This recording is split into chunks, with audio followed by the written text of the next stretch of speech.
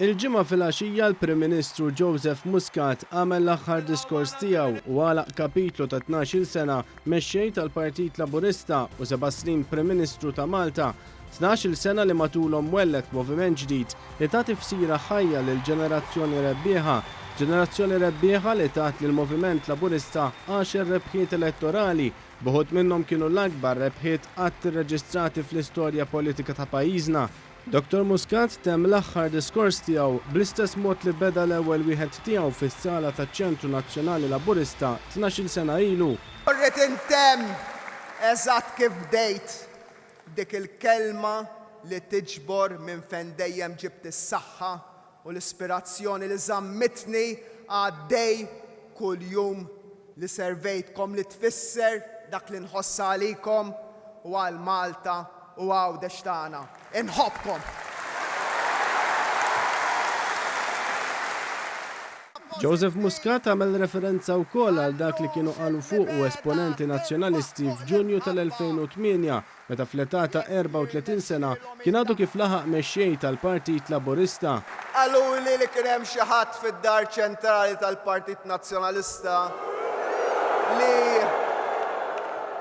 li dakinhar kien anke fetaħ ix-xampanja għax qal lil dat tifel nirbħulu bla diffikultà. Min jaf kif weħlet dik il-boqqa sal-lum il-ġurnata.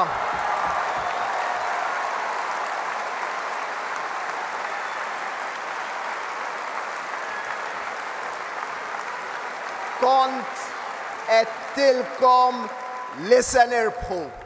Ma konċett ta' b'suppervja. Kont nemmen li stajna nirbħu bis-saħħa ta' terremot politiku li konna se nġibu flimkien. U ma ħarisna lura qatt. Illum nistgħu nħarsu xi ftit lura. U jifirħu kemm jifirħu wħud li jien se nitlaq żgur ma jistgħux jifirħu li rebħuli jew li rebħulna qatt.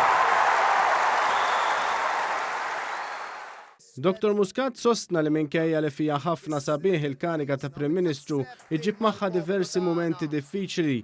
Sostna li dawn ħafna drabi għażel li jġorhom waħdu wara li ħaseb ħafna u sema ħafna. Mumenti fejn iddeċidejt fejn ikollhom jittieħdu deċiżjonijiet sal-lejla stess. Jekk tidħolx dajsa bl-immigranti jew le.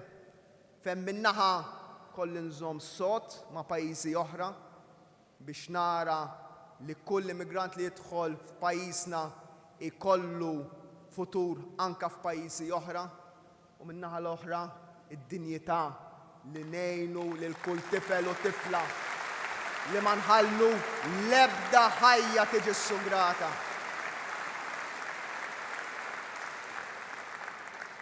Dan minkejja li l-opinjoni pubblika mhux dejjem kienet taqbel.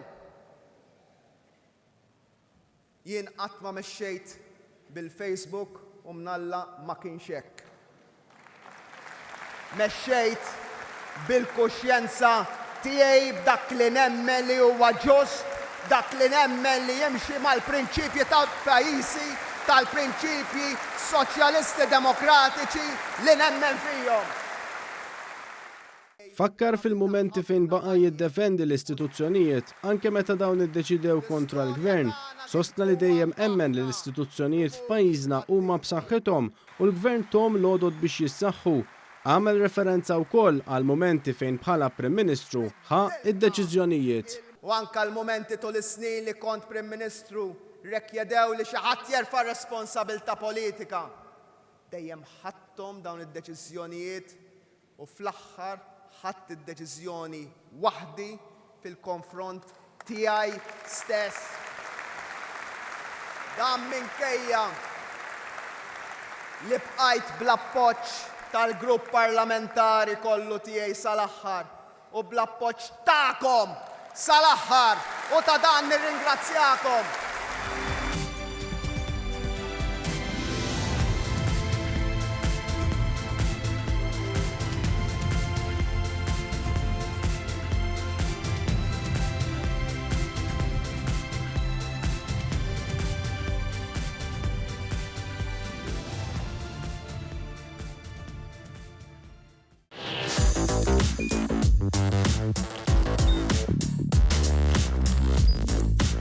Idħol fuq one.com.mt u hemmhekk tista' tara l-programmi kollha li jxandru fuq One permezz ta' One Play.